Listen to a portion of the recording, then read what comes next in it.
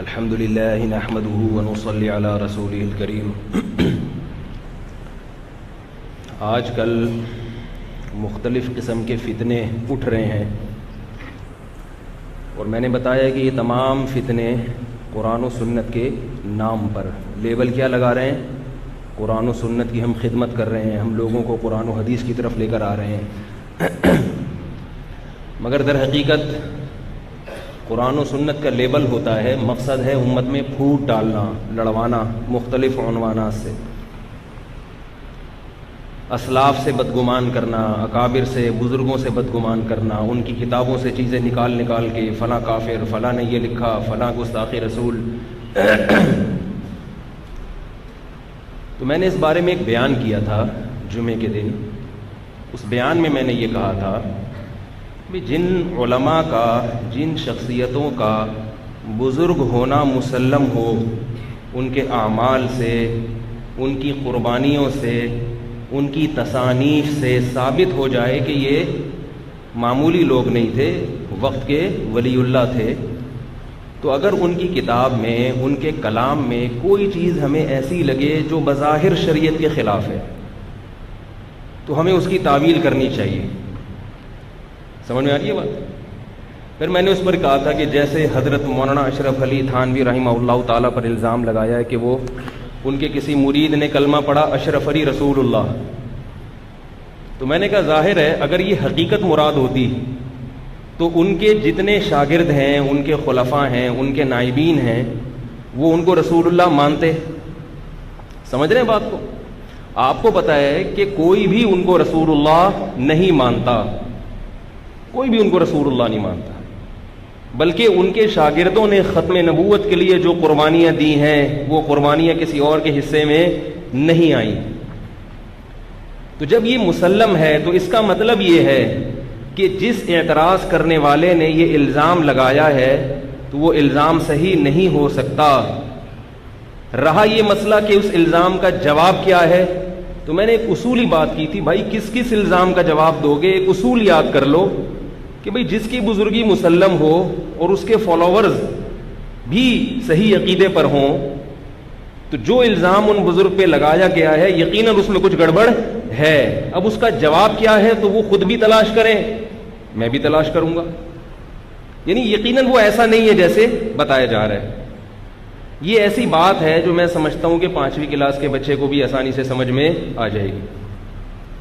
اب یہ میرا کلپ گیا ہے اور میں اس میں انجینئری فرقے کے نام سے میرا یہ کلپ گیا ہے کہ ایک نیا فرقہ لانچ ہو رہا ہے، اس کا نام کیا ہے؟ انجینئری فرقہ. اس میں نے یہ بھی دعویٰ کیا کہ بھئی یہ رفع الیدین کرنا نہ کرنا یہ مسائل امت لپیٹ چکی ہے، ان کی فائلیں، ان پر پہلی صدی ہی میں بحث مباحثے ہو چکے ہیں اور فقہ مدون ہو چکا ہے، سب کے پاس دلائل ہوتے ہیں، کسی بھی ایک کو فالو کرو تو انشاءاللہ آپ کامیاب ہو جاؤ گے. اب ان مسائل کو دوبارہ مت چھیڑو، آگے چلو، اگلے کام کرو، ورنہ اسی میں الجھے رہو گے. تو ان محترم نے ایک پورا میرے خلاف بیان ریکارڈ کروایا. میں اس وجہ سے اس کا جواب نہیں دے رہا کہ وہ میری مخالفت کی ہے، میں کوئی اپنے آپ کو اتنا بڑا نہیں سمجھتا کہ میرے خلاف کوئی باتیں کرے تو میں اس کا جواب دینا میرے اوپر فرض ہو. جواب دے بھی سکتا ہوں، خاموش بھی رہ سکتا ہوں، لیکن اس نے پوری ڈھٹائی کے ساتھ حضرت مولانا اشرف علی تھانوی رحمہ اللہ تعالیٰ کو گستاخ رسول قرار دیا ہے، پوری ڈھٹائی کے ساتھ. بجائے اس کے کہ وہ یہ کہتا کہ یار یہ بات تھوڑی سی ان کی معقول لگتی ہے، میں اثر نو تحقیق کر لوں اس پر، اس نے پوری ڈھٹائی کے ساتھ اور بہت ہی بازاری زبان استعمال کرتے ہوئے مولانا اشرف علی تھانوی رحمہ اللہ کو گستاخ رسول قرار دیا اور کہا کہ میرے بارے میں کہا کہ اس کے پاس چونکہ جواب نہیں ہے تو اس نے گویا ٹرخایا ہے. اور پھر آگے اس کی تعبیر یہ ہے کہ اس نے اپنی قمیض تو اتاری بھی تھی یعنی لوگوں کے سامنے، اب اس نے اپنی شلوار بھی اتار دی ہے لوگوں کے سامنے، یعنی بالکل ہی ننگا ہو گیا ہے. پھر آگے ننگا کے لفظ استعمال، یعنی اس نے کہا کہ اس نے جو یہ دعویٰ کیا نا کہ بزرگوں کی بات میں کوئی چیز اگر ہمیں غلط نظر آئے تو ہمیں اس کی تعویل کر لینی چاہیے، جواب تلاش کر لینا چاہیے، تو یہ کہہ کے گویا اس نے اپنی اور بے عزتی کر دی. تو یہ ایک تو مسئلہ یہ ہے کہ چھوڑو بھی میں زیادہ گہرائی میں نہیں جاؤں گا، میں اپنی اصل بات کو فوکس کروں گا کہ آپ غلطی بھی کریں اور اتنی ڈھٹائی کے ساتھ. اور پھر اس نے مولانا اشرف علی تھانوی رحمہ اللہ کو بار بار گستاخ رسول کہا اور ہمارے اکابر کو گستاخ رسول کہا, اور تضاد بیانی پورے کلپ میں اتنی ہے, وہ میں اس کی متضاد باتیں کیا ہیں وہ میں نے لکھ لی تھی. میں نے کہا ایک دفعہ کم از کم اس قسم کے لوگوں کا چہرہ عوام کے سامنے آنا چاہیے, کم از کم ایک دفعہ, تاکہ جو لوگ متاثر ہو رہے ہیں ان کو پتا چلے کہ ہم جو مستنڈے بن کے بیٹھ کے گردن ہلا رہے ہوتے ہیں نا اس کے سامنے, تو یہ اس کے مضبوط ہونے کی دلیل نہیں ہے, آپ کے بے وقوف ہونے کی دلیل ہے کہ آپ ایک آدمی کی بات سمجھنے کی آپ کے اندر سینس نہیں ہے کہ وہ کیا کہہ رہا ہے. تو پہلے تو میں یہ مسئلہ حل کروں گا کہ مولانا اشرف علی تھانوی رحمہ اللہ تعالیٰ کا جو واقعہ ہے کہ ایک مرید نے کہا تھا لا الہ الا اللہ اشرف علی رسول اللہ, وہ واقعہ سیاق و سباق میں ہے کیا. پہلے میں اس کو تھوڑا سا پڑھ کے سناؤں گا, اس سے آپ اندازہ لگائیں گے کہ اس میں کہاں سے گستاخ رسول کا پہلو نکل رہا ہے. اور یہ بات سرسری تحقیق سے مجھے پتا چل گئی, تو اس کو نہیں پتا ہوگی کیا؟ گستاخ رسول کا فتویٰ لگانے سے پہلے انسان کو سوچنا چاہیے نا کہ میں کیا بات کر رہا ہوں اور اس کے کیا مفہوم نکلتا ہے. تو یہ الامداد رسالہ ہے جس میں مولانا اشرف علی تھانوی رحمہ اللہ تعالیٰ کا یہ پورا واقعہ ہے. وہ واقعہ میں پڑھ کے سناتا ہوں. ایک صاحب نے مولانا اشرف علی تھانوی رحمہ اللہ تعالیٰ کے ایک مرید نے خط لکھا مولانا اشرف علی تھانوی کو, اپنے شیخ و مرشد کو. خط میں یہ لکھا کہ حضرت میں سو گیا, کچھ عرصے کے بعد خواب دیکھتا ہوں کہ کلمہ شریف لا الہ الا اللہ محمد الرسول اللہ پڑھتا ہوں, لیکن محمد الرسول اللہ کی جگہ حضور کا نام لیتا ہوں. اتنے میں دل میں کے اندر خیال پیدا ہوا کہ تجھ سے غلطی ہوئی ہے. خواب کے اندر وہ کیا کہہ رہا ہے؟ اشرف علی رسول اللہ. جاگتی حالت میں نہیں, خواب میں کیا کہہ رہا ہے؟ اشرف علی رسول اللہ. اور خواب ہی میں اس کو احساس ہو رہا ہے کہ میں کیا کر رہا ہوں؟ غلط کر رہا ہوں. اچھا بھائی, اتنے میں دل کے اندر خیال پیدا ہوا کہ تجھ سے غلطی ہوئی, کلمہ شریف کے پڑھنے میں اس کو صحیح پڑھنا چاہیے. اس خیال سے دوبارہ کلمہ پڑھتا ہوں. دل پر یہ ہے کہ صحیح پڑھا جائے, لیکن زبان سے بے ساختہ. بے ساختہ کا مطلب کیا ہوا؟ نہ چاہتے ہوئے, اور وہ بھی خواب میں. نہ چاہتے ہوئے خواب میں بجائے رسول اللہ کے نام کے اشرف علی نکل جاتا ہے. جان کر نہیں نکل رہا, خواب میں نکل رہا ہے, اور خواب میں بھی اس کو احساس ہو رہا ہے. خواب کے اندر کس کو احساس ہوتا ہے کہ میں غلط کر رہا ہوں؟ اتنا نیک آدمی ہے کہ خواب میں ہی احساس ہو رہا ہے کہ میں کیا کر رہا ہوں؟ غلط کر رہا ہوں. آگے چلو.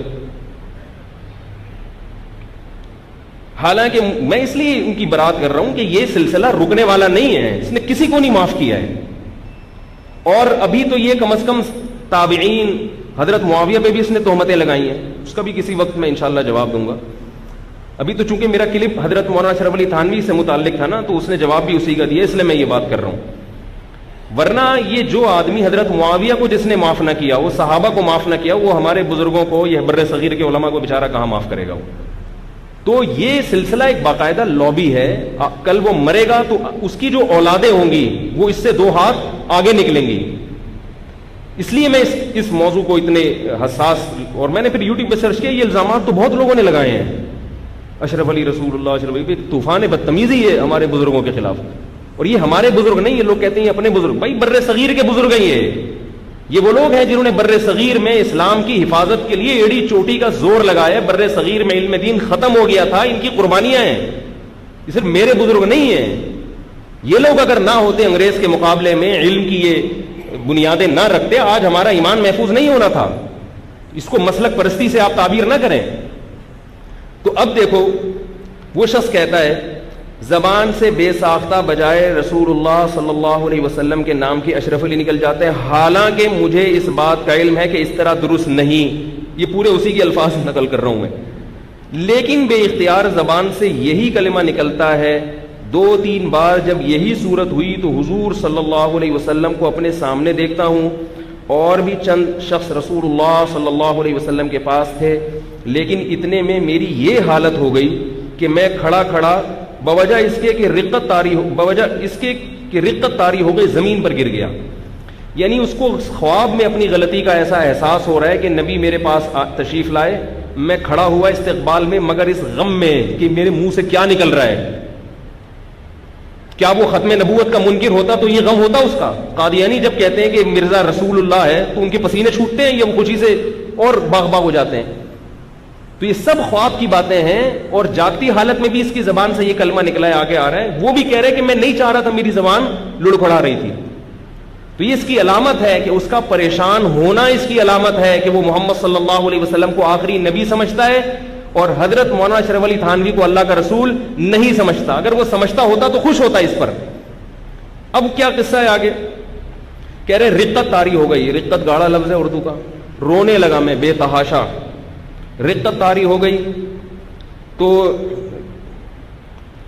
زمین پر گر گیا اور نہایت زور کے ساتھ چیخ ماری، اور مجھ کو معلوم ہوتا تھا کہ میرے اندر کوئی طاقت باقی نہیں رہی ہے. اتنے میں بندہ خواب سے بیدار ہو گیا، لیکن بدن میں بدستور بے حسی تھی. یعنی خواب کے اثرات اتنے زیادہ ہوئے میرے اوپر، ٹینشن میں آیا ہوں کہ میں جاگنے کے بعد بھی میرے ہوش و حواس سلامت نہیں تھے. یہ ختم نبوت پر پکا 100% یقین تھا تو ایسا ہوا ہے کہ خواب میں بھی اتنا بیچارہ پریشان ہو گیا کہ جاگنے کے بعد بھی اس پہ وہ خواب کی کیفیات ایسی طاری ہوئی ہیں کہ وہ بے حس ہو گیا. اس کا مطلب وہ پریشان ہو رہا ہے اس جملے کے منہ سے نکلنے پر، خوش نہیں ہو رہا وہ. اچھا، لیکن بدن میں بدستور بے حسی تھی، اور وہ اثر ناطاقتی بدستور تھا. ناطاقتی کا مطلب کمزوری، طاقت جسم سے ختم ہو گئی. لیکن حالت خواب اور بیداری میں رسول اللہ صلی اللہ علیہ وسلم کا ہی خیال تھا. لیکن حالت بیداری میں کلمہ شریف کی غلطی پر جب خیال آیا تو اس بات کا ارادہ ہوا کہ اس خیال کو دل سے دور کیا جائے، اس واسطے کہ پھر کہیں دوبارہ ایسی غلطی نہ ہو جائے. اب وہ بیچارہ غلطی کو دور کرنے کے لیے کیا کر رہا ہے؟ لیکن بئی خیال بندہ بیٹھ گیا اور پھر دوسری کروٹ لیٹ کر کلمہ شریف کی غلطی کے تدارک میں رسول اللہ صلی اللہ علیہ وسلم پر درود شریف پڑھتا ہوں. اس کو پتا ہے کہ خواب میں غلط ہوا ہے مجھ سے، تو اب میں اس کا تدارک کر کے کیا کروں؟ درود شریف پڑھوں. اب درود شریف میں کیا ہے کہ میری زبان سے کیا میں یہ کہتا ہوں، اللہم صلی علی سیدنا و نبینا و مولانا اشرف علی. حالانکہ اب تو میں بیدار ہوں، یعنی وہاں بھی نبی کے نام کے بجائے میری زبان سے کیا نکل رہا ہے؟ اشرف علی. اور کہہ رہے اس میں پریشان ہوں کہ بھائی اب تو میں جاگ رہا ہوں، اب میری زبان سے ایسا لفظ کیوں نکل رہا ہے؟ اس کا مطلب ہے کہ وہ اس پر دل سے راضی نہیں ہے، اس کی بے ہوشی کی کیفیت ہے، بے حسی کی کیفیت ہے، اس میں اس کی زبان غلطی کر رہی ہے. آگے اس کے الفاظ، لیکن بے اختیار ہوں، مجبور ہوں، زبان اپنے قابو میں نہیں ہے. بات آ رہی ہے سمجھ میں کہ یہ جو نبی کی جگہ اشرف علی کا نام نکلا، اس کے بارے میں کہہ رہے بے اختیار ہوں، مجبور ہوں، زبان اپنے قابو میں نہیں ہے. اس روز ایسا ہی کچھ خیال رہا تو دوسرے روز بیداری میں رقت رہی، خوب رویا کہ میرے منہ سے نہ چاہتے ہوئے بھی کیا الفاظ نکل رہے ہیں، اور بھی بہت سی وجوہات ہیں. اب دیکھو میری ایک بات سنو، ایک آدمی چیخ چیخ کے کہہ رہا ہو کہ حضرت خدا کی قسم، اللہ کی قسم، یہ جان بوجھ کر میری زبان سے نہیں نکل رہا، میں چاہ رہا ہوں کہ نہ نکلے مگر اشرف علی نکل رہا ہے میری زبان سے، مجبور ہوں، بے اختیار ہوں. اس کا عقیدہ اگر خراب ہوتا، وہ اگر کافر ہوتا، عقیدہ کس کی کیفیت کا نام ہے؟ دل کی. زبان دل کی عکاسی کرتی ہے، لیکن جب دل اختیار میں نہ ہو، یا وہ خواب کی ٹینشن میں آیا ہوا ہو کہ یار یہ میں نے کیا دیکھ لیا، اور اس ٹینشن کی وجہ سے اس کے اعصاب نے کام کرنا چھوڑ دیا، وہ بار بار چیخ رہا ہے کہ بے اختیار ہوں، مجبور ہوں، غلطی سے نکل رہا اور پریشان ہوں. میں پریشان تھا تبھی تو آ کے بتا رہی میرے سے کیا ہو گیا. اگر یہ کافر ہو جاتا، یہ لوگ کہتے ہیں کہ اس خواب پہ مولانا اشرف علی تھانوی جو خاموشی اختیار کی، تو معاذ اللہ وہ بھی گستاخ رسول تھے، کیونکہ گستاخی پہ خاموشی اختیار کرنا یہ بھی کیا ہے؟ گستاخی ہے. جب گستاخی تھی نہیں، جب اس کا یہ عمل کفر تھا ہی، گستاخی ہوگی تو کفر بھی ہوگا نا. جب اس کا یہ عمل کفر تھا ہی نہیں تو اس پہ خاموشی اختیار کرنا کہاں سے کفر ہو گیا؟ ایسا شخص میرے پاس بھی آئے گا، آپ کے پاس بھی آئے گا، آپ اس کو تسلی دیں گے، کیونکہ آپ اور ڈرائیں گے تو نتیجہ کیا نکلے گا؟ اور زبان سے نکلے گا. ہمارے پاس ایسے کیسز ہوتے ہیں، لوگ آتے ہیں کہ میں طلاق کا لفظ مسلط ہو گیا ہے، ایسے کیسز آتے ہیں. میرے پاس ایسا کیس آیا کہ اس کو ایک آدمی کو ذہن میں مسلط ہو گیا کہ جس چیز سے انسان بہت زیادہ بچنے اور ڈرنے کی کوشش کرتا ہے نا، ڈرتا ہے اور بہت بچنے کی، کہ یہ کسی ماہر نفسیات سے پوچھیں کہ جو آدمی جس چیز سے بہت زیادہ ڈرتا ہے نا، وہ چیز اس کے اوپر نفسیاتی طور پر مسلط ہو جاتی ہے. جیسے جو لوگ ہر وقت ڈرتے ہیں کہیں زبان سے طلاق نہ نکل جائے، طلاق نہ نکل جائے، طلاق نہ نکل جائے، ان کو خواب میں بھی طلاقیں آ رہی ہوتی ہیں اور جاگتی حالت میں بھی. میرے پاس ایسے آئے ہیں کیسز. ایک صاحب کہہ رہے تھے, انہوں نے مجھے خط لکھا کہ مجھے بار بار ڈر لگا رہتا تھا طلاق نہ نکل جائے, طلاق نہ نکل جائے. تو کہہ رہے ہیں پھر ایک دن کیا ہوا کہ سوتے ہوئے میں میرے منہ سے طلاق نکل گئی, یعنی نیند میں کئی طلاقیں نکلی. اب کیا ہوا, کہہ رہے میں جب جاگا تو میں بے ہوش تھا اور پھر میرے منہ سے دھڑ دھڑ دھڑ طلاقیں نکل گئی, کیونکہ اس کو ہر وقت یہ ڈر لگا ہوا ہے کہ طلاق نہ, اس کو پتا ہے کہ طلاق بڑی خطرناک چیز ہے اور بیوی حرام ہو جائے گی, یہ ہو جائے گا. اس نے ذہن پر اس کی پوری کیفیت سے پتا چل رہا ہے کہ اس کو اپنے شیخ سے محبت تھی, تو اس کو یہ ڈر لگ رہا ہے کہ عقیدت میں کہیں اتنا غلو نہ ہو جائے کہ میں ان کو نبی کے برابر ہی نہ بنا دوں. تو یہ توحید پر اور ختم نبوت پر اتنا پکا تھا, جیسے اس آدمی کو وہم ہو گیا نا طلاق نہ نکل جائے, اس کا مطلب وہ تو طلاق دینے پر کبھی بھی راضی ہو ہی نہیں سکتا, تبھی تو وہم ہو گیا اس کو. خوف لاشعور میں خوف بیٹھ گیا اس کے. تو اب یہاں بھی اس کو ڈر لگا ہوا ہے.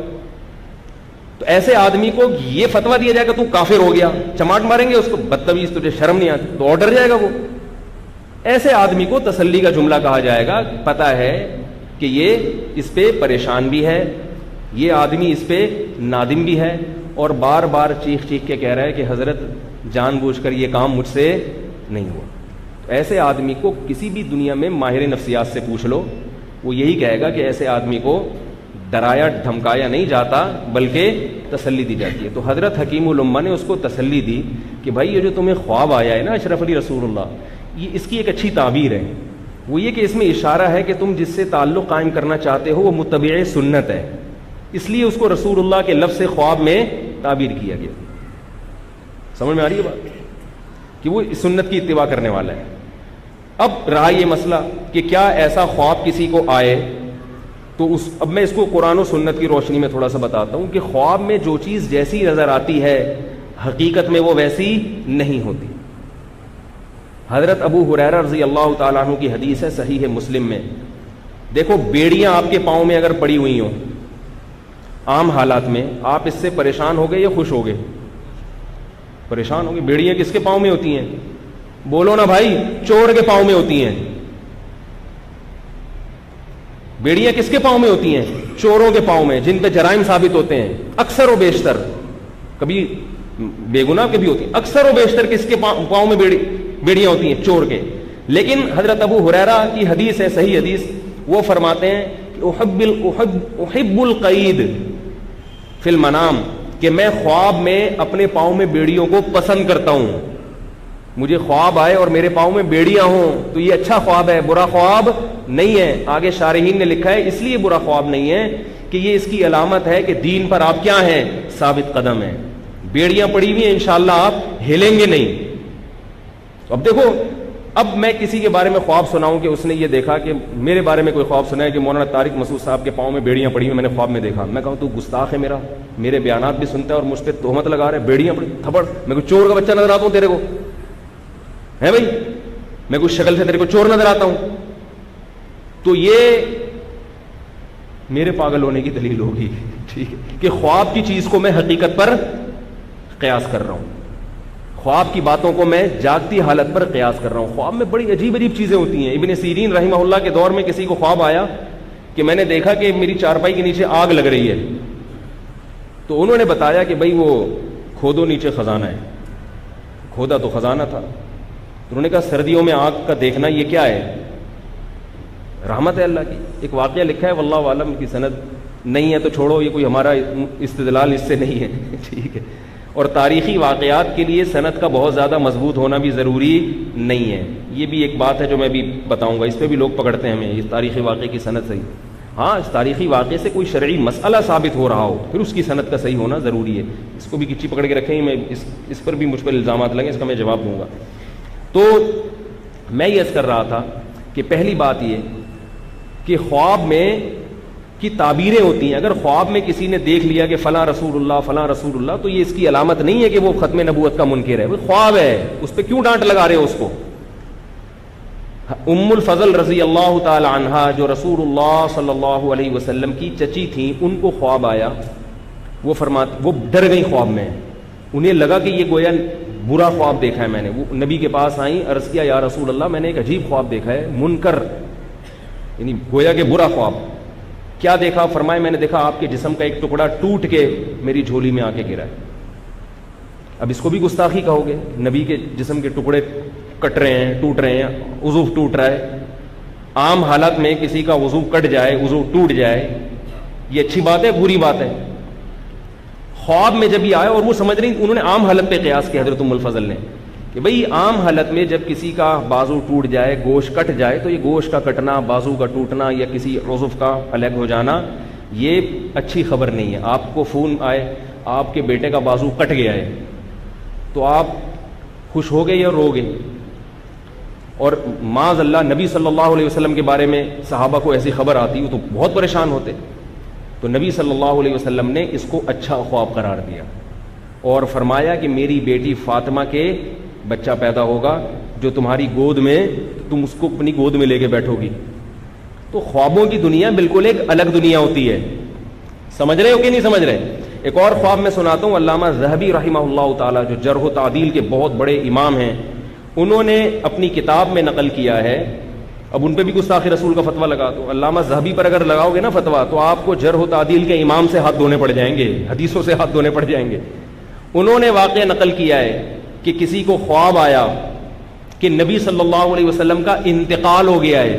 پتہ یہ چلا کہ امام احمد بن حنبل کا انتقال ہوا، پتہ یہ چلا کہ امام شافعی کا انتقال، امام احمد بن حنبل کے انتقال سے پہلے ایسا خواب آیا.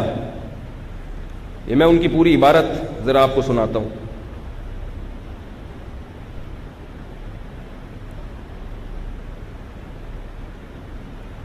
ہاں، امام ثوری، امام شافعی اور امام احمد بن حنبل تذکرۃ الحفاظ میں ہے کہ امام شافعی، امام احمد بن حنبل اور امام ثوری رحمہ اللہ تعالیٰ کے بارے میں بھی یہ خواب آیا ہے. کسی نے بتایا کہ میں نے خواب میں کیا دیکھا، کس کا انتقال ہو گیا؟ نبی کا. بعد میں پتہ چلا امام شافعی کا انتقال ہو. کیا مطلب؟ کیا وہ امام شافعی کو نبی قرار دے رہا ہے؟ یہ ایک تعبیر ہے کہ بھئی گویا یہ نسبت ہے کہ بھئی اتنی بڑی شخصیت کا انتقال ہوا ہے جن کی نبی سے نسبت بہت عظیم تھی، گویا نبی کا انتقال ہو گیا. یعنی کیا مطلب؟ ایک بہت بڑے سنت کے محافظ کا دنیا سے رخصت ہو گئے ہیں. تو اس کو خواب میں تعبیر یہ کیوں کیا گیا؟ یہ بتایا گیا کہ گویا نبی کا انتقال ہو گیا. تو علامہ ذہبی پہ بھی فتویٰ لگاؤ. میں جب آج سے 20-25 سال پہلے کی بات ہے، سعودی عرب کے مفتی اعظم تھے شیخ بن باز رحمہ اللہ تعالی. سعودی عرب میں ہمارے ایک ریلیٹیو تھے، وہ آئے تو انہوں نے وہاں ایک مجھے خواب سنایا کہ سعودی عرب کے مفتی بن باز کے پاس، وہ اس وقت سعودیہ میں ہی تھے اور شیخ بن باز کے پاس بھی ان کا آنا جانا تھا. تو انہوں نے بتایا کہ وہاں ایک عجیب واقعہ ہوا کہ شیخ بن باز کے پاس کال آئی. ایک خاتون نے کہا کہ میں نے کسی عالم کو برہنہ حالت میں دیکھا ہے، بالکل ننگا. اس خواب کی تعبیر بتائیں اس عالم کے بارے میں. اب بظاہر تو یہ بڑی گستاخی ہے، آپ نے اس کو ننگا دیکھ لے، گستاخی کر دی اس عالم کی. شیخ بن باز نے جواب دیا کہ یہ اس عالم کے جنتی ہونے کی نشانی ہے، یہ اس طرف اشارہ ہے کہ وہ جنت میں جائے گا، ایک بشارت ہے. تو اس خاتون نے پہلے نام نہیں لیا تھا، اس نے کہا میں نے آپ کو خواب میں برہنہ دیکھا ہے. مجھے اس واقعہ بتانے والے نے بتایا کہ ایک ہفتہ شیخ بن باز روتے رہے ہیں کہ شاید اللہ کی طرف سے کوئی خوشخبری ملی ہے مجھے، شاید اللہ کی طرف سے. ایک ہفتے تک اس خواب کے اثرات ان کے اوپر رہے ہیں اور روتے رہے ایک ہفتے تک. تو خوابوں کی دنیا ایک عام حالت سے بالکل الگ ہوتی ہے. اس کی سب سے بڑی دلیل یہ ہے کہ ہمارے جتنے بھی تصرفات ہیں جاگتی حالت میں معتبر ہوتے ہیں، خواب میں کوئی تصرف معتبر نہیں ہوتا. خواب میں کبھی نہیں. آپ کو پتا چلے ایک آدمی مرتد، علماء نے فتویٰ دیا ہے کہ مرتد ہو گیا ہے، تفتیش کی کیوں مرتد ہو؟ اس نے خواب میں معاذ اللہ کو گالیاں دی ہیں. کبھی دیکھا کہ اس پہ علماء نے کفر کا فتویٰ؟ آج تک تاریخ میں کوئی ایسا فتویٰ ہے؟ اور وہ عالم وہ جب کسی کو خواب سنائے گا تو پھر اس کی حالت دیکھی جائے گی. اگر وہ برا آدمی ہے تو اسے کہا جائے گا بھائی اپنے اعمال ٹھیک کرو، اور اگر اچھا آدمی ہے تو اس کی کوئی اچھی تعبیر نکالی جائے گی. سمجھ میں آ رہی ہے بات کہ نہیں آ رہی؟ مجھے ایک شخص نے خواب بتایا کہ حضرت میں نے خواب دیکھا کہ میں معاذ اللہ رسول اللہ صلی اللہ علیہ وسلم کو قبر میں دفن کر رہا ہوں. مجھے معلوم تھا کہ وہ آدمی کافر نہیں ہے. میں نے اس کی ایک اچھی تعبیر بتائی. میں نے کہا مجھے ایسا لگتا ہے کہ آپ سنتوں کو آہستہ آہستہ چھوڑ رہے ہیں. تو یہ نبی کو دفن کرنا میرے خیال میں یہ تعبیر ہے کہ آپ سنتوں کو آہستہ آہستہ اپنی زندگی سے نکال رہے ہو. تو شریعت کو فالو کرو. اس خواب میں آپ کو تنبیہ کی گئی ہے, ورنہ یہ اس کو بھی گستاخی پر لے جایا جا سکتا ہے. تو یہ فضول قسم کی لوگ ہیں جن کا بیٹھ کے کام کیا ہے, توپیں چلانا. تو تمام دوائیں بچوں کی پہنچ سے دور رکھیں. ہمارا دین یتیم نہیں ہے. اور ایک اور بات, جاگتی حالت میں بھی یہ کہہ رہا ہے غلطی سے نکلا, بے حصہ, زبان مجبور. نفسیاتی اثرات ہے نا, آپ کسی نفسیاتی ڈاکٹر سے جا کے پوچھیں, وہ آپ کو ایسے کہ صبح و شام بتائے گا. کبھی فرط محبت میں انسان سے غلطی ہوتی ہے, کبھی نفرت میں, کبھی خوف سے ہوتی ہے کہ یار یہ میرے منہ سے کیا نکل رہا ہے, پھر وہ نکلتا رہتا ہے. یہ تو نفسیاتی ایک وہ ہے. ایسے آدمی کو تسلی دی جاتی ہے. تو یہ غلطی سے ہے, اور غلطی سے اگر کسی کی زبان سے ایسا لفظ نکلے گا تو وہ بھی معاف ہے. یہ بھی حدیث سے ثابت ہے. صحیح ہے, مسلم کی حدیث ہے. رسول اللہ صلی اللہ علیہ وسلم نے ارشاد فرمایا, تم سے پہلی امتوں میں ایک شخص گناہگار تھا. آپ صلی اللہ علیہ وسلم نے فرمایا کہ للہ اشد فرحم بتوبۃ عبدہ, اللہ تعالیٰ اپنے بندہ کی توبہ سے بہت زیادہ خوش ہوتے ہیں. پھر آپ نے مثال دی کہ اس شخص سے بھی زیادہ خوش ہوتے ہیں کہ جس کے پاس ایک سواری تھی, سواری کے اوپر سامان تھا, اور وہ بیابان جگہ پہ تھا, ریگستان میں, وہ سواری سمیت اس کا سامان گم گیا. اب یہ موت کے انتظار میں آ کے لیٹ گیا. اس کو پتا ہے میں اس ریگستان میں بھوک اور پیاس سے تڑپ تڑپ کے مر جاؤں گا. اسی دوران اس کی آنکھ لگ گئی. اس کی آنکھ کھلی تو کیا دیکھتا ہے کہ وہ سواری اور وہ سامان اس کے سامنے کھڑا ہوا ہے.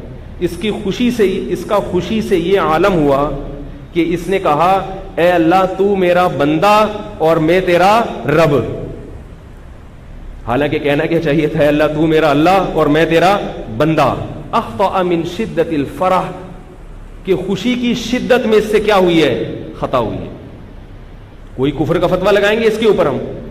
نبی تو مثال دے رہے ہیں کہ اللہ کو اس سے اتنی محبت, یعنی اس آدمی کو جتنی خوشی اس وقت ہوئی ہے, اللہ کو توبہ کرنے والے سے خوشی اس سے بھی زیادہ ہوتی ہے کہ جو توبہ کرنے آئے.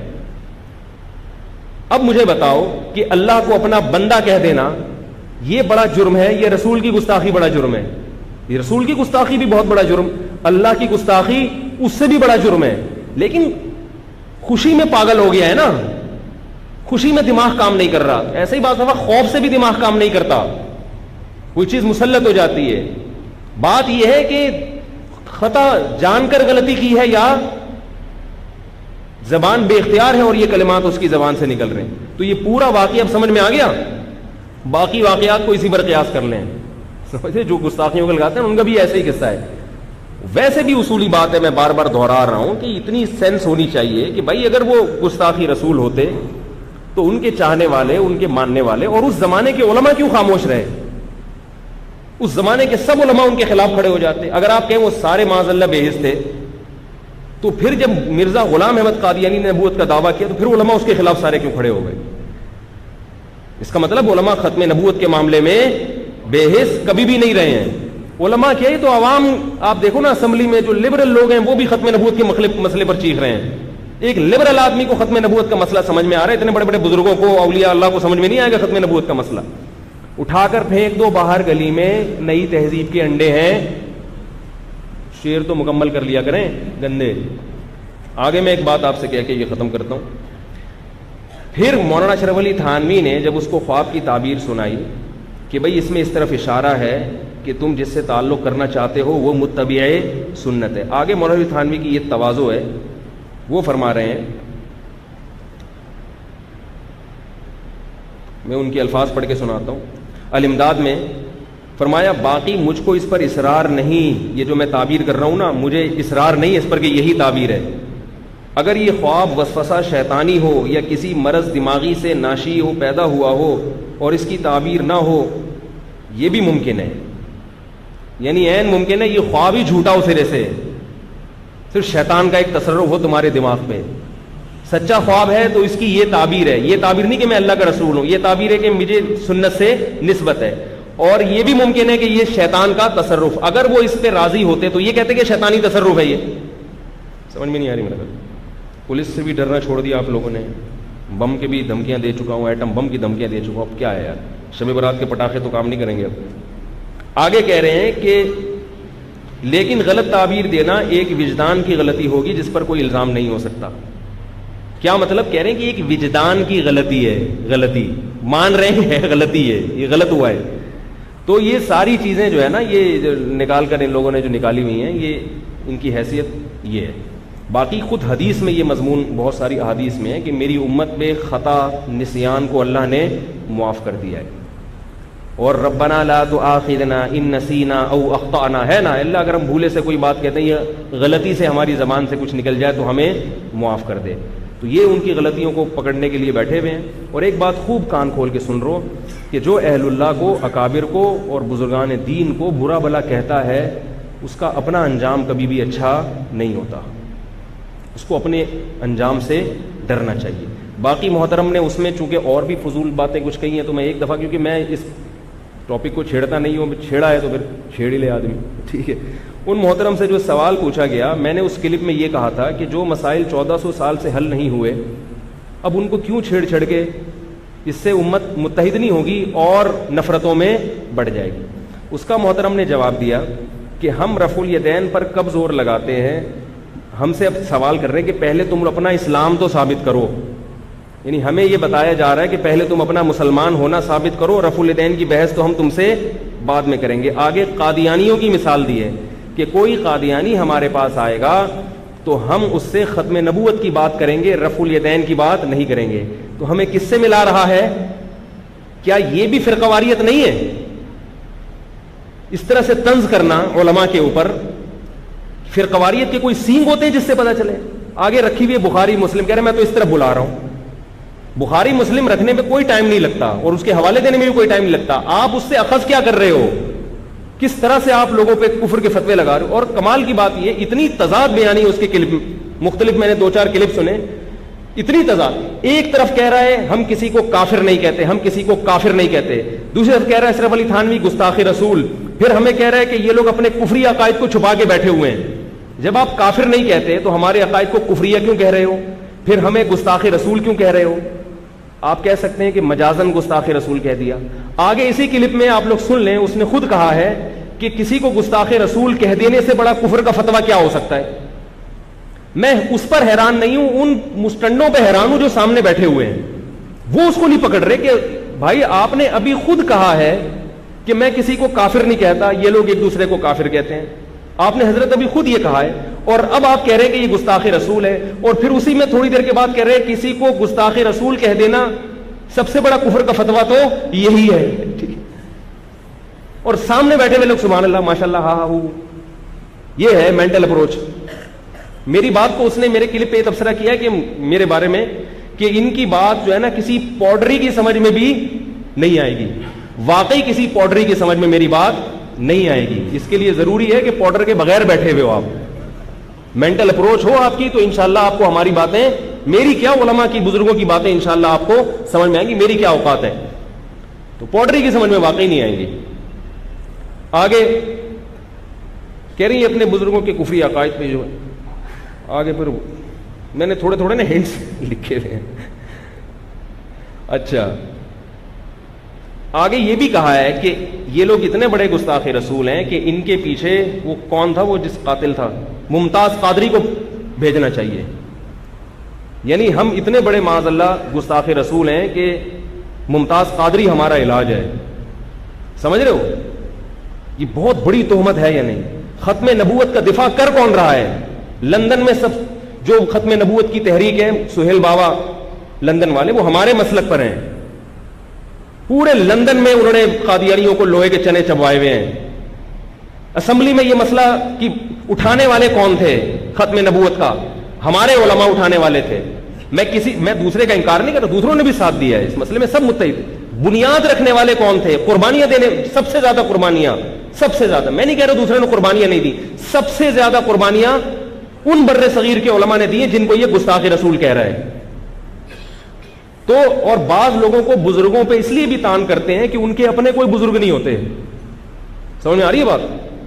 ایک آدمی کو ڈر ہوتا ہے نا کہ میں اس کے ابا کو برا کہوں گا تو میرے ابا کو برا کہے گا، لیکن ایک آدمی کو یہ ڈر ہی نہیں ہے کہ میں اس کے ابا کو برا کہوں گا تو اس کا کوئی ابا ہی نہیں ہے.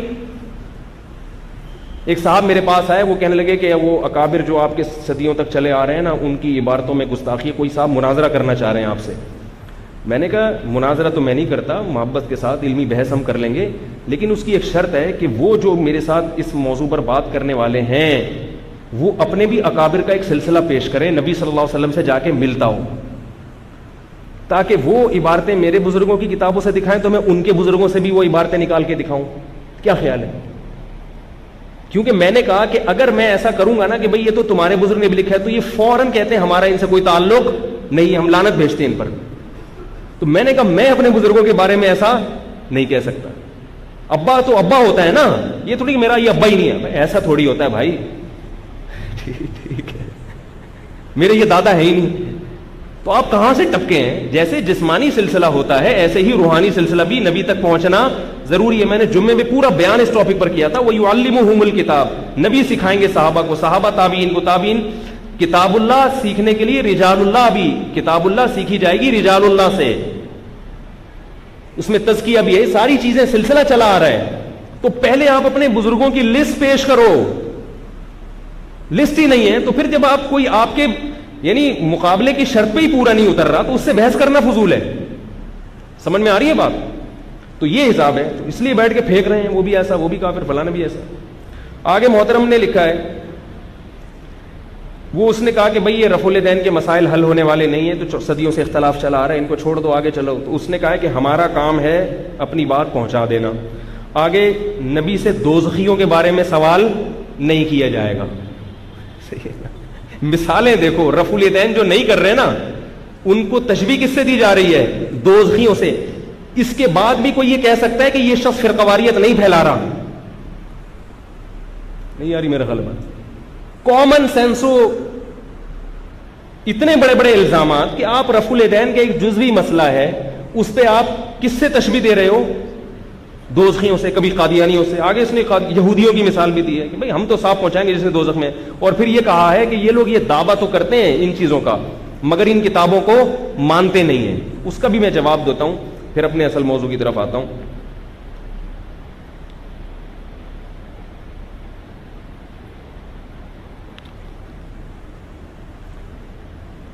یہ جو انہوں نے محترم نے کہا ہے نا کہ یہ لوگ رفع الیدین جو نہیں کرتے یہ کتابوں کو اوپر اوپر سے مانتے ہیں، بخاری مسلم کو، ورنہ یہ حدیث کی کتابوں کو ماننے والے ہوتے تو یہ یقیناً اس حدیث کو بھی مانتے. تو میں اس کا الزامی، اس کا میں نے ایک کلپ ریکارڈ کروایا رفع الیدین کی حقیقت. اس میں ایک چھوٹی سی میں وضاحت کر دوں. اس میں میں نے بیان میں یہ کہا ہے امام ابو حنیفہ کا ایک مناظرہ ذکر کیا ہے. اس پہ بعض لوگوں نے مجھ سے سوال کیا اس کی سند کیا ہے. اس مناظرے کی سند ہے لیکن وہ سند اتنی زیادہ مضبوط نہیں ہے. اس کے جو روات ہیں ان کو بعض محدثین نے ثقہ قرار دیا اور بعض نے اس کو ضعیف قرار دیا. متفقن علیہ وہ صحیح روایت نہیں ہے لیکن وہ تاریخی روایت ہے. وہ میں نے رفع الیدین کے مسئلے پر بطور استدلال کے نہیں کی، وہ تو صرف یہ بتانے کے لیے کہ مجتہد کے سوچنے کا اسٹائل یہ بھی ہوتا ہے کہ وہ راویوں کی فقاہت کی بنیاد پر بھی بعض دفعہ حدیث کو ترجیح دیتے ہیں، ورنہ رفع الیدین کے مسئلے پر وہ روایت ہمارا مدار نہیں ہے. اب وہ اس کو پکڑ کے بیٹھ گئے، باقی جتنی چیزیں میں نے ذکر کی ہیں وہ غائب ہیں. وہ تاریخی روایت ہے، میں مانتا ہوں اس کو تاریخی روایت ہے، اور ہمارے بزرگوں نے بھی اس کو ایک تاریخی روایت کے طور پہ ذکر کیا، اور جہاں ذکر کیا انہوں نے لکھا ہے کہ یہ سند ضعیف ہے. میری کم بختی آئی ہوئی تھی کہ میں نے یہ نہیں کہا کہ سند ضعیف ہے، وہ توپے لے کے بیٹھ گئے میری طرف. تو جتنا ان کو چھیڑو گے یہ کیا ہوگا؟ امت میں آگ لگے گی اس سے. اب یہ جو مسئلہ ہے کہ رفع الیدین کی حدیثوں کو نہیں مانتے، اس کا مدلل جواب تو میں نے اس میں دیا ہے، اور کبھی موقع ملا تو میں پورا ایک بیان اس پہ ریکارڈ کروا دوں گا مدلل پورے ایک جو ہے نا، تاکہ صرف ایک سامنے آ جائے کہ یہ پہلو ہے یہ نا، اس پہ یہ بھی ہے. میں ایک سوال کرتا ہوں، وہ کہتے ہیں کہ بخاری میں رفع الیدین کی حدیث ہے مگر یہ نہیں کرتے، اس کا مطلب کیا نکال رہا ہے کہ یہ لوگ بخاری کو نہیں مانتے. میں یہ سوال کرتا ہوں، امام مالک زندہ ہوتے، امام مالک اپنی کتاب موطا امام مالک میں ہاتھ باندھنے کی حدیث لائے ہیں مگر ہاتھ چھوڑ کے نماز کا فتویٰ ہے ان کا. سارے مالکی آج بھی نماز چھوڑ کے ہاتھ چھوڑ کے نماز پڑھتے ہیں. امام مالک کا فتویٰ بھی کیا ہے؟ ہاتھ چھوڑ کے نماز پڑھنا. تو کیا ایک امام مالک پر یہ الزام لگاؤ گے کہ وہ موطا امام مالک کو، بولو نا یار، وہ موطا امام مالک کو نہیں مانتے؟ کیا یہ الزام لگاؤ گے؟ جیسے آپ نے ہمارے خلاف ایک کلپ تیار کر لیا علماء کے خلاف جو رفع الیدین نہیں کرتے، تو آپ امام مالک کے خلاف کیوں نہیں کلپ تیار کرتے؟ اور بھی بہت سے محدثین ہمیں ایسے ملتے ہیں کہ وہ حدیث لے کر آئے ہیں مگر اس پر انہوں نے فتویٰ نہیں دیا. امام مالک رحمہ اللہ تعالی موطا میں جو حدیث لائے ہیں ہاتھ باندھنے کی، فتویٰ دے رہے ہیں کہ ہاتھ چھوڑ کے نماز پڑھی جائے. دلیل کیا دے رہے ہیں کہ میں نے اہل مدینہ کو ہاتھ چھوڑ کے نماز پڑھتے ہوئے دیکھا ہے. پتہ یہ چلا کہ دلیل صرف ان کتابوں میں منحصر نہیں ہے. ہر مسئلے کی دلیل کے لیے ان کتابوں کا حوالہ دینا یہ آخری نہیں ہے. بہت سی چیزیں ان کتابوں سے ملیں گی، بہت سی چیزیں ان کتابوں کے علاوہ بھی ہیں. خاص طور پہ جب یہ کتابیں نہیں تھیں پھر کہاں سے کیسے اسلام کو لوگ فالو کرتے تھے. میں نے بتایا نا کہ رکوع کے بعد جب ہم کھڑے ہوتے ہیں ہاتھ چھوڑ دیتے ہیں. کسی حدیث میں اس کا تذکرہ نہیں ملتا کہ ہاتھ باندھنا ہے یا ہاتھ چھوڑنا ہے. امام مالک اس حدیث کی مخالفت کر رہے ہیں اہل مدینہ کے عمل کی وجہ سے. اور بڑے بڑے تابعین تھے اس وقت. سعید ابن مسیب بہت بڑے تابعین ہیں جن کو سب مانتے ہیں، وہ بھی ہاتھ چھوڑ کے نماز پڑھتے تھے. عبداللہ ابن زبیر رضی اللہ تعالیٰ عنہ بہت بڑے صحابی ہیں، ہاتھ چھوڑ کے نماز پڑھتے تھے. امام مالک ان کو فالو کر رہے ہیں اور وہ دلیل دے رہے ہیں کہ نبی کا آخری عمل ہاتھ چھوڑ کے نماز پڑھنا تھا، ورنہ اہل مدینہ ہاتھ چھوڑ کے نماز نہیں پڑھ رہے. جبکہ حدیث کیا لا رہے ہیں؟ ہاتھ باندھنے کی. پتہ یہ چلا کہ تواتر عملی، سینہ بسینہ جو چیز چلی آ رہی ہوتی ہے اس کو بعض دفعہ مجتہد اپنی حدیث پر ترجیح دے دیتے ہیں. اسی طرح رفع الیدین کے مسئلے میں بھی ایسا ہی ہوا ہے. امام ترمذی رحمہ اللہ تعالی نے جب رفع الیدین کرنے والے صحابہ کا ذکر کیا نا تو ان کے نام ذکر کیے ہیں. اور جب یہ ذکر کیا کہ رفع الیدین نہ کرنا غیر واحد من اہل العلم، بہت سارے صحابہ کا مذہب ہے، ان کے نام ذکر بولو بھائی نہیں. کیوں؟ امام ترمذی کی نظر میں جو کرنے والے تھے وہ چند تھے، اس لیے ان کا تذکرہ کیا. نہیں کرنے والوں کے بارے میں کہا بہت سارے صحابہ کا مذہب ہے. اور آگے یہ لکھا اہل کوفہ کا یہ مذہب ہے، سفیان ثوری رحمہ اللہ کا یہ مذہب ہے. کتنے بڑے محدث سفیان ثوری. تو یہ سارے معاذ اللہ. اب اس سے کیا ہو رہا ہے؟ ابھی یہ شخص امام مالک کے خلاف کلپ نہیں بنا رہا، یہ شخص سفیان ثوری کے خلاف کلپ نہیں بنا رہا. بخاری اور مسلم کے بہت سارے محدثین ایسے ہیں جو رفع الیدین کے قائل نہیں تھے. خود بخاری اور مسلم میں ان کے خلاف کلپ تیار نہیں کر رہا کہ بخاری سے ہاتھ نہ دھونے پڑ جائیں. لیکن اس کی جو آئندہ نسل آئے گی وہ اس سے دو ہاتھ آگے ہوگی، وہ اسی بیس پہ بخاری کا انکار کرے گی، وہ اسی بیس پہ امام مالک کو برا بلا کہے گی کہ یہ حدیثیں لے کر آئے ہیں مگر اپنی حدیثوں پہ خود عمل نہیں کرتے. یہ جب خود متبع سنت نہیں تھے تو ان کی کتاب کو ہم فالو نہیں کریں گے، اور اس طرح سے انکار حدیث کا ایک بہت بڑا فتنہ کھڑا کر دیں گے وہ. اس لیے میں بار بار کہہ رہا ہوں اٹھا کر پھینک دو باہر گلی میں، نئی تہذیب کے انڈے ہیں گندے. چھوٹے چھوٹے بچے ہیں، ان کو تمیز نہیں ہے بات کرنے کی. قمیض اتار دی، شلوار اس شخص نے اپنی خود اتار دی. کوئی طریقہ ہے بات کرنے کا؟ اس طرح سے علماء کی بحثیں ہوتی ہیں. میرے بارے میں کہ اس نے قمیض اتار دی، اس نے شلوار اتار دی، اس نے یہ کر دیا، اس نے وہ کر دیا. مجھے تو چلو اتنی تکلیف نہیں، لیکن اس طرح سے بڑے بڑے اکابر علماء کو گستاخ رسول کہنا تو بہت بڑا ایک جو ہے وہ تہمت ہے کسی پر. تو اس لیے تمام دوائیں بچوں کی پہنچ سے بولو بھائی دور رکھیں. اب میں افصل بیان کی طرف آتا ہوں. کہاں نکل گئے؟ کیا ہے جی؟ سوالات کا سلسلہ آنا شروع کر لیں آج کل، کیا خیال ہے؟ یہ بیان